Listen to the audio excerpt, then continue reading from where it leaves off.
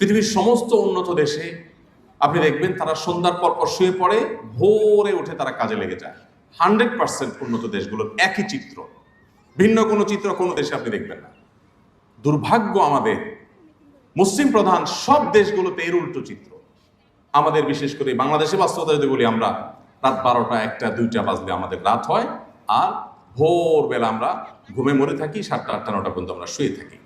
নবী সাল্লাল্লাহু আলাইহি সাল্লাম যে লাইফস্টাইল দিয়ে গেছেন, তিনি এশার পরে কথা বলাকে খুবই অপছন্দ করতেন, কোনো আলোচনা তিনি পছন্দ করতেন না, এলাও করতেন না। আর ভোরবেলা তিনি দোয়া করেছেন, আল্লাহুম্মা বারিক লি উম্মতি ফি বুকুরি, আল্লাহ আমার উম্মতের জন্য সকালের সময়টাতে বরকত দান করেন। ছাত্রদের মধ্যেও এই প্রবণতা আছে, রাত 12টা 1টা পর্যন্ত পড়ালেখা করেন, আবার সকাল 9টার মধ্যে ঘুমায় থাকেন। কেন ভাই?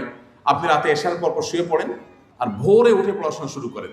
6-7 ঘন্টা ঘুমানোর পর আপনার যে রিফ্রেশমেন্ট হবে, সেখানে অল্প একটু 1-2 ঘন্টা পড়লে যে পরিমাণ বরকত হবে, সারাদিনে হ্যাসেল নেওয়ার পর রাত